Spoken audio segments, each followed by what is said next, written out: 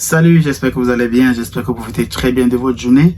Alors, dans cette vidéo, tout simplement, je veux parler avec vous d'une situation qui est très importante, que j'insiste régulièrement, beaucoup plus pour ceux-là qui ont un permis de travail, permis d'études, ou bien pour ceux-là qui ont obtenu leur résidence permanente depuis l'extérieur et qui vont bientôt entrer, ou bien même ces candidats-là qui ont reçu tout simplement une nomination provinciale d'une province tout simplement et qui doivent aller vivre dans la province là. Vous devez absolument comprendre que l'intégration, c'est la clé. L'intégration est très importante au niveau du Canada parce que les Canadiens ici vivent en communauté.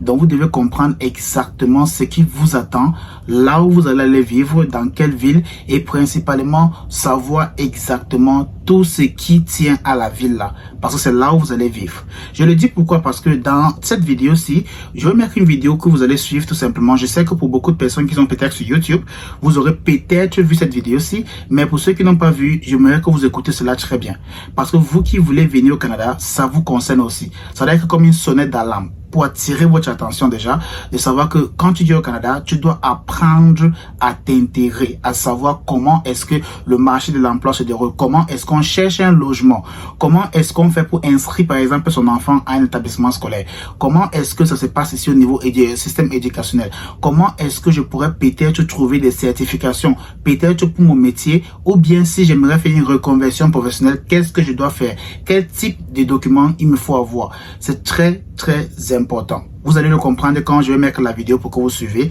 que il y a des personnes qui viennent par excitation parce qu'ils veulent absolument entrer au Canada. Il y a des personnes qui viennent parce qu'ils recherchent peut-être une stabilité financière ou économique ou personnelle, je ne sais pas trop. Il y a d'autres personnes qui viennent avec aucune connaissance du Canada, ils veulent seulement entrer, ils veulent rien comprendre, ils vont seulement s'adapter et construire autre. On le sait. Donc vraiment c'est très important. Vous devez comprendre, suivre cette vidéo-ci jusqu'à la fin parce que le plus important, c'est pas seulement d'entrer. Le plus important, c'est comment est-ce que vous vous êtes préparé avant d'entrer au Canada. C'est très important. Mais avant qu'on ne commence tout simplement, toi qui suis la vidéo jusqu'à cet instant-ci, alors je te demande une seule question. Pourquoi est-ce que tu suis la vidéo sans être abonné? Pourquoi est-ce que tu suis la vidéo sans être abonné? Alors abonne-toi dès maintenant. Si mais ça c'est gratuit et gratifiant, clique aussi sur le gros bouton rouge et la cloche de notification pour rester informé de nos vidéos. Et n'oubliez surtout pas le grand rendez-vous dimanche 28 juillet. On aura une grande séance tout simplement. Ça sera une séance du jamais vu sur la communauté immigrant ignorant Canada. Donc si vous ne voulez pas rater cela, simplement, le lien est dans la description. Cliquez dessus, réservez rapidement vos places et ce qui est sûr, on va se retrouver lors de l'événement. C'est privé, entièrement privé, l'événement du 28 juillet. Donc je vous invite tout simplement à réserver dès maintenant votre place. Sinon, j'aimerais d'abord que vous suivez cette vidéo-ci et après maintenant, je vous reviens. Toujours au Nouveau-Brunswick, des francophones qui sont récemment arrivés dans la province ont du mal à trouver du travail et donc à s'intégrer. Leur principal obstacle, c'est la langue. Ils ne pensaient pas devoir apprendre l'anglais ou même en avoir besoin en arrivant ici. Et certains d'entre eux envisagent maintenant de déménager ailleurs, au Québec. Le reportage de New MC Njike. En novembre dernier, 2 mois à peine après son arrivée à Moncton, Yolande Djongo s'est retrouvée contrainte de s'occuper seule de ses 3 enfants. Son mari s'était installé à Montréal afin de pouvoir travailler en français. C'était impossible pour lui. Même un petit boulot juste de quoi payer les factures, c'est impossible. Yolande était comptable au Cameroun, son pays d'origine. Elle n'est pas non plus parvenue à trouver du travail au Nouveau-Brunswick parce qu'elle ne parle pas anglais. Malgré les multiples demandes d'emploi, il n'y a rien qui soit concret. Il faudrait être parfaitement bilingue. En dépit de sa déception, elle était disposée à apprendre l'anglais, mais là encore, elle a fait face à des obstacles puisqu'il faut faire des cours en présentiel. Nous qui sommes mamans, ce n'est pas évident de laisser des enfants. Déjà que la garderie n'est pas accessible. C'est sur liste d'attente minimum 1 an. Yolande attend désormais la fin de l'année scolaire pour que la famille tout entière s'installe au Québec. Wilson Dunfak est à Moncton depuis à peine 2 mois. Il s'est rapidement mis à la recherche d'un emploi, mais il fait lui aussi déjà face au blocage de la langue. Les conditions d'offre disent souvent la plupart du temps bilingue. Anglais, français. Important. Voilà. Et quand tu passes l'entretien, c'est en anglais. Il pensait s'être suffisamment préparé avant son arrivée au Nouveau-Brunswick, mais la réalité sur place n'a rien à voir avec ses attentes. En arrivant, je me disais que la majorité, quand on dit bilingue aussi, c'est que beaucoup aussi vont parler français et anglais. Voilà, à ma grande surprise, c'est beaucoup maîtrisent plus l'anglais que le français. Pour le sociologue de l'université de Moncton, Leila Sall, si certains des francophones qui arrivent dans la province ne parviennent pas à travailler en français, c'est parce que la francophonie néo-brunswickoise est victime de son caractère minoritaire. N'oubliez pas que ces communautés-là sont incluses dans l'anglophonie dominante aussi. Ici, ce sont les institutions, souvent les institutions publiques, qui sont bilingues et pas les personnes. Il déplore le fait que les campagnes de recrutement faites à l'étranger n'insistent pas suffisamment sur la nécessité de parler anglais. C'est la publicité en grande partie qui leur est faite, qu'ils peuvent venir vivre en français, travailler en français, faire toute leur vie en français dans les francophonies minoritaires canadiennes, y compris le Nouveau-Brunswick. Il donne en exemple les étudiants internationaux de l'université de Moncton qui ont tendance à ne vivre qu'en français.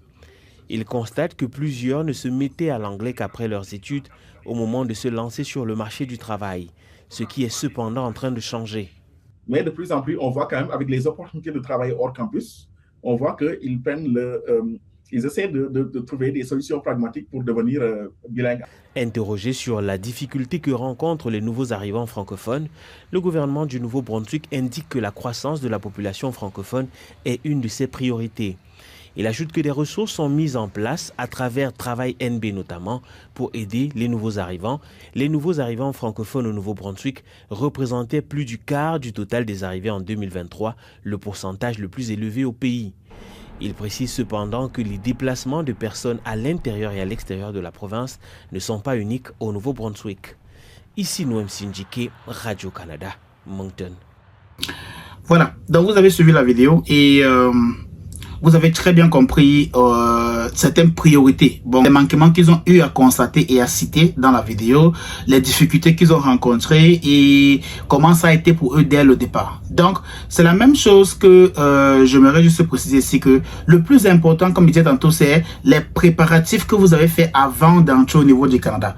Parce que ça sera heureusement grâce à ces préparatifs-là que vous allez savoir si vous allez bien vous intégrer au Canada ou bien vous allez trouver peut-être tellement de difficultés sur la route ou bien à l'intérieur du Canada. Première des choses que vous devez savoir sur l'intégration au niveau du Canada, c'est que pour chaque personne qui entre au Canada, je commence par exemple pour ceux-là qui viennent avec un permis d'études. Vous avez l'opportunité là que dès que vous recevez votre offre d'admission par exemple, l'établissement scolaire là vous envoie des emails.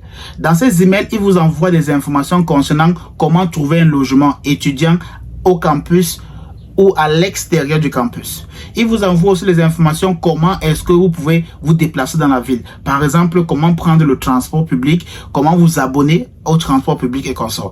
Votre établissement scolaire qui vous a donné l'admission là, ce sont eux qui vous envoient ces emails là pour vous informer comment est-ce que vous pouvez déjà vous préparer avant d'entrer au niveau du Canada. Donc vous voyez qu'ils font déjà le service pré-arrivé.